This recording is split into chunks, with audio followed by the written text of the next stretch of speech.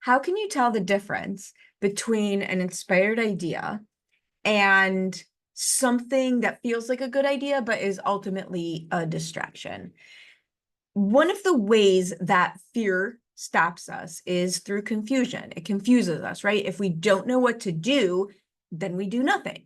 And if your brain's job is to keep you alive and you're trying to push yourself against anything that you haven't done before, and your brain is going, oh my God, we're all going to die, then creating confusion over what to do is a great way to make sure you don't do anything, right? To make sure you stay safe in your comfort zone.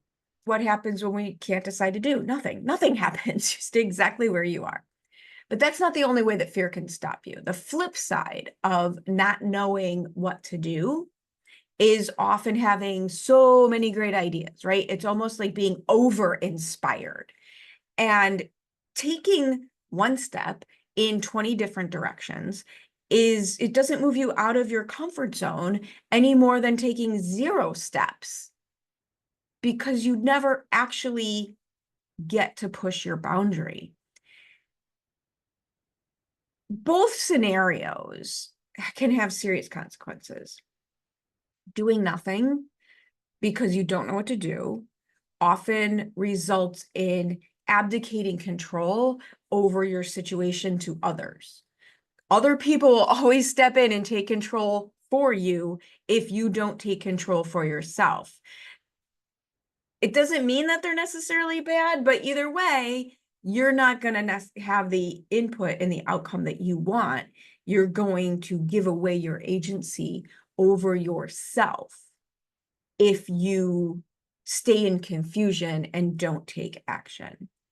However, acting on every fleeting thought you have can be just as damaging. And I've seen people with this particular tendency get too impulsive at times, right? They make big quit your job, burn the bridges decisions and take those actions immediately. But since it's being led by fear and you're only taking one step in 20 different directions, there's no follow through. There's no follow through on any particular direction, and it can wreak absolute havoc on their lives and on the lives of people around them. And so this really becomes a question of, do you trust yourself? It becomes a question of, how do I trust myself? And learning how to trust yourself it's really a process of learning how you function. It's that self-reflection of learning how you function, how your brain functions. The best way I have found is becoming an observer, can't get that word out, an observer of my behavior. Become an observer. Wow, that one stuck. Become an observer of your behavior while being brave enough to be honest with yourself. Everyone is a mixture, right? Everyone's a mixture of these two behaviors. Either we stay in confusion and we can't decide what to do, or we get over-inspired and try to go in 85 different directions. And odds are you have a strong tendency towards one or the other. And I've learned the following about how I can tell if something for me is an inspired action or a fear-based distraction. Hopefully these will help you as well. One of the things I learned about myself is, do I take action on the thing? That's a really big indicator for me. I used to think I was this big procrastinator and I had a real negative story about myself around it. But the truth of the matter is, I'm a massive action taker. So procrastination was a tool that my intuition was using well before I knew what was going on. So now I say, I'm not a procrastinator, I'm a percolator.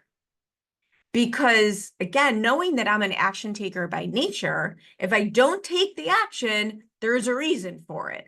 I realize that now, there's a reason for it. I don't always know the reason, but there's a reason for it. I've learned by observing my behavior, if I don't take action on something, odds are it wasn't the right thing.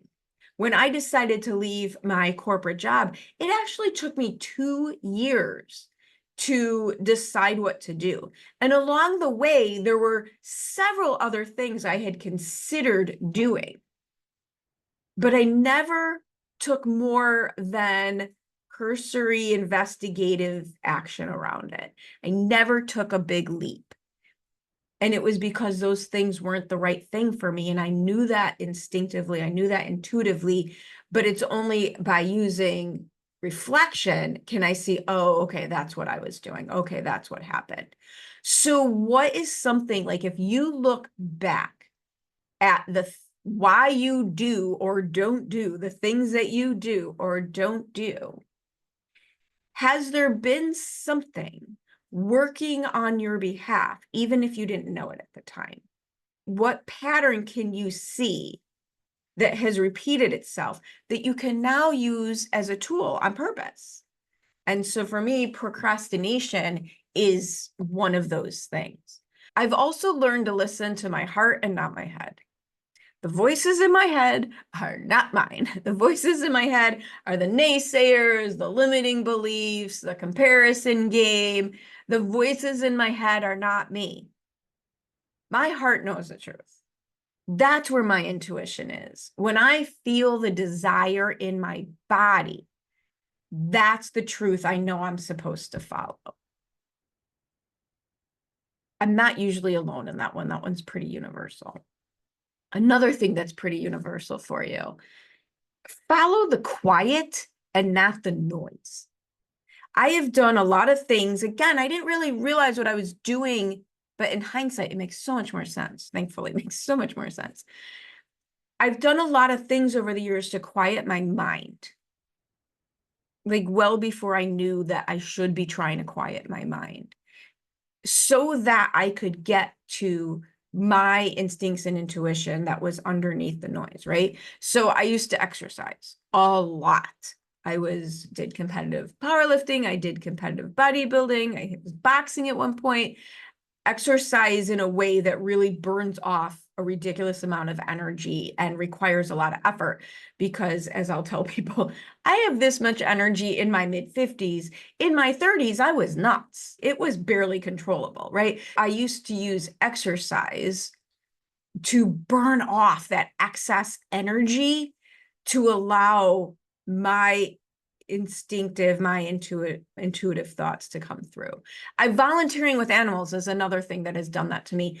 For me, the routine of caretaking, the routine of cleaning and feeding and caring for requires just enough effort to pay attention, but not necessarily my entire focus. And that has really allowed huge times for me for my mind to get quiet enough. In fact, when I moved, the last time I moved and I was too far away geographically to go back and volunteer where I was working, there was a period of time where I started to feel really unsettled. And it wasn't until I found a new place to feed that part of me and allow that part of me to happen that I started feeling better.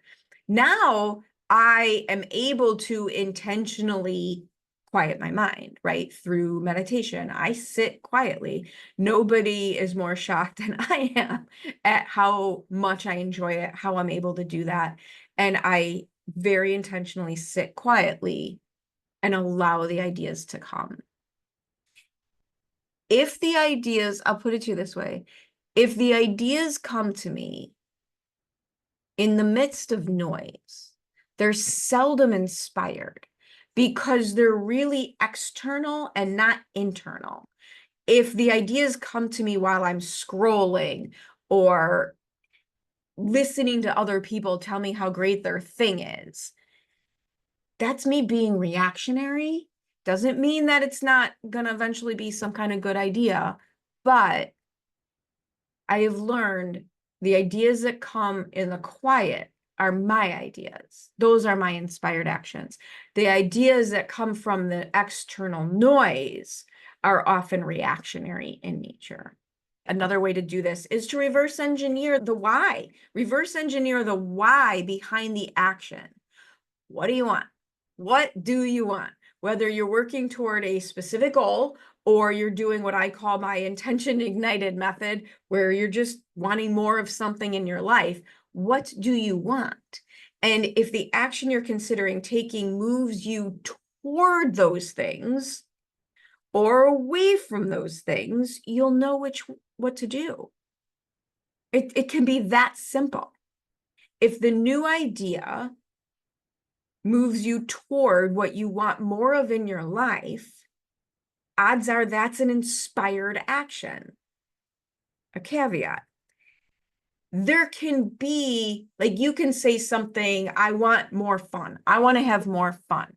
And there's a million different things, right? There's a million different things you like doing, and they are all more fun.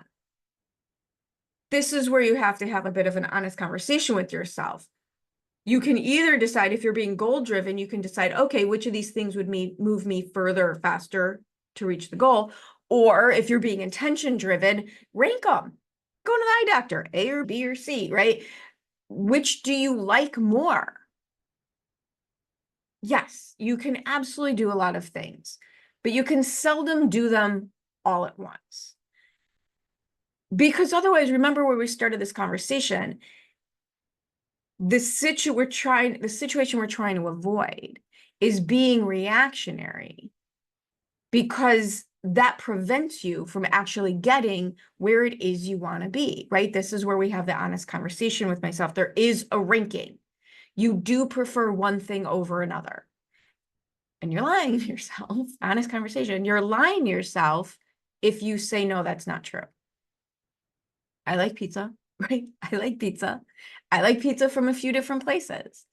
But if I had to, I could rank the pizzas. I could rank which ones I like most.